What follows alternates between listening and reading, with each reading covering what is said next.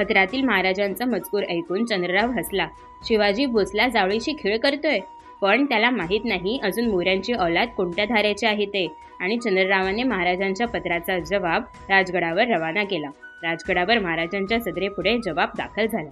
महाराजांच्या आज्ञेने पंतांनी पत्र वाचण्यास सुरुवात केली.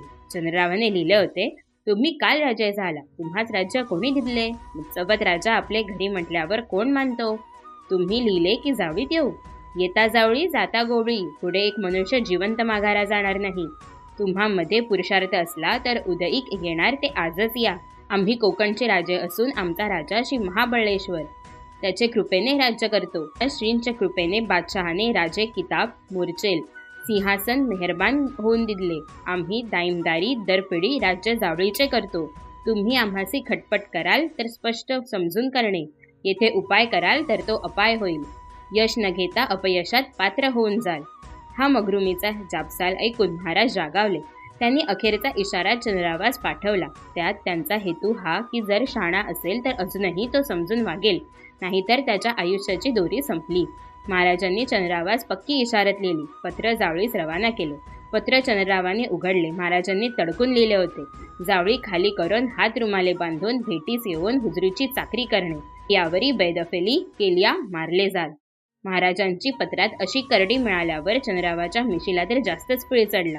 गडी महाराजां जुमानीना, त्यातून त्याला हनुमंतरावांची भर. चंद्ररावाने महाराजांच्या थैलीस उर्मट जवाब दिला, जावळीस येणारच तरी यावे, दारुगोली मौजूद आहे. जवाबास खुते घालून दिले ते कासियास ल्याविले. महाराजांनी हा जवाब ऐकला मात्र अन त्यांची आग उसळली. शिरीचोर हरामखोरांचे समझोते घालणे महाराजांच्या तब्येतीस नामंजूर होते. अशा प्रत्येक मूर्खाला शहाणे करीत बसणे हाही मूर्खपणाच ना. महाराजांस मंजूर नव्हता तो. त्यांनी कान्होजी जेठांना, हैबतराव शिळमरकरांना, संभाजी कावजी कोंढाळकराला, बांदल नाईकांना आणि रघुनाथ पंत सबनीसांना तातडीचे हुकूम पाठवून हुजूर बोलावले. महाराजांचा निश्चय झाला. चंद्रराव मोरा बेवकूफ, बत्तमीज, जावळीच्या अवघड जागेची आणि 1000 स्वारांची नशा चढली त्याला. बस, जावळी स्वराज्यात ताबडतोब दाखल झालीच पाहिजे. मोऱ्यांची हरळी जावळीतून उखडलीच पाहिजे. कान्होजी, हैबतराव, संभाजी आणि रघुनाथ पंत मुजरे घालीत सदरेवर हजर झाले. महाराज म्हणाले, चंद्रराव मोरे यास मारल्याविना राज्य साधत नाही. तुम्हा वाचून हे कर्म कोणाच न होय. पंत, तुम्हीच त्यांच्याकडे हेजबीस जावे. निवडक धारकरी हशम या सरदारांच्या मागोमाग जंगलात घुसले. आकट विकट जावळीची वाट, जंगल जाळी किर्रदाट, मूर्तिमंत जणू यमाशी घाट. पायाखाली पाचोळा चुरचुरत होता. जावळीत हनुमंतराव मोरे होता.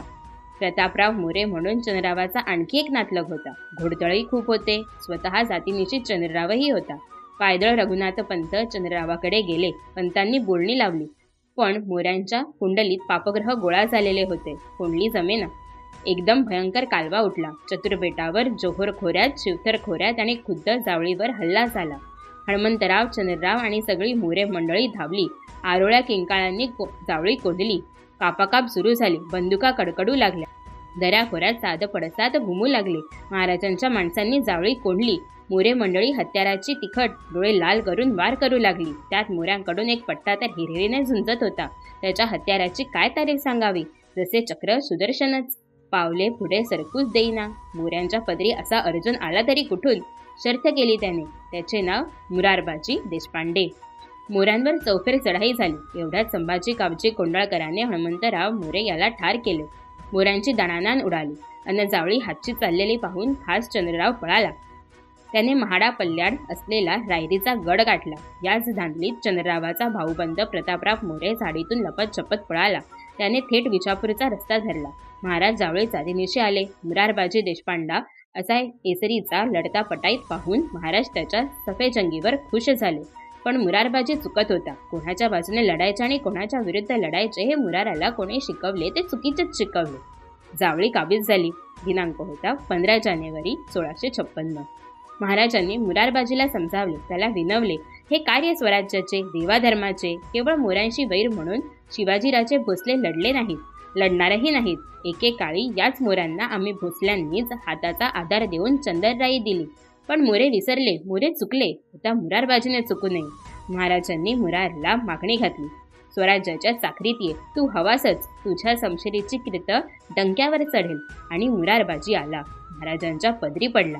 जावळीच्या स्वार्थी बळजोराची खिदमत करणारा अमोल रुस्तुम स्वराज्यात सामील झाला. जावळी कब्जात आल्याबरोबर महाराजांनी कृष्णाजी बाबाजी यांस तेथील सुभेदार नेमले. वीरोराम यांस मुजुमदार नेमले. या दोघांनाही जावळीतील गणेश शेटे म्हणून एक प्रतिष्ठित गृहस्थ होता त्यास बोलावून आणले. त्याला जुन्या सर्व हकदारांची माहिती विचारली.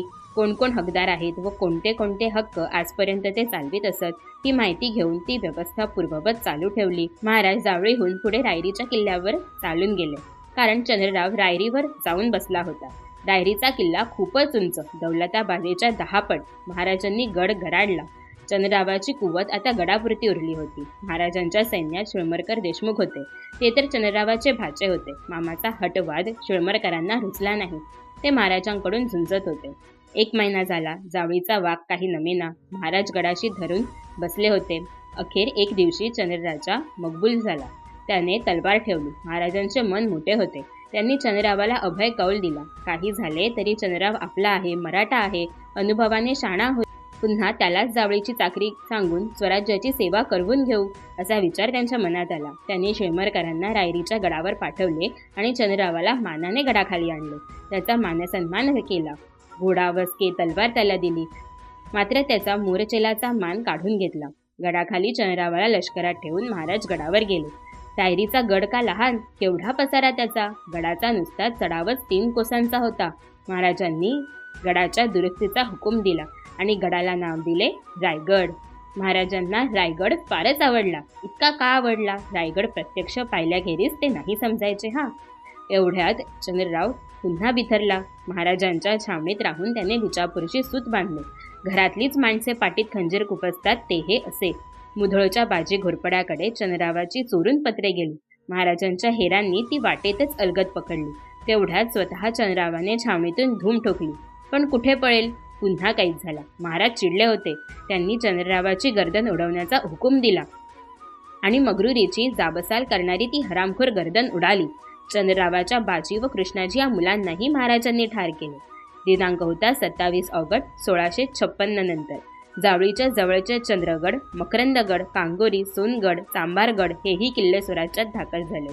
जावळीची जागा इतकी कमालीची बिकट होती की अजिंक्यच. ती अजिंक्य गुहा ताब्यात आल्यावर महाराजांनी आपला खजिना ठेवण्यास हीच जागा पसंत केली. अशा प्रकारे जावळी संपूर्णरित्या स्वराज्यात आली. मुरारबाजी देशपांडे स्वराज्याच्या कामात सामील झाले आणि रायगडच्या निर्मितीस सुरुवात झाली.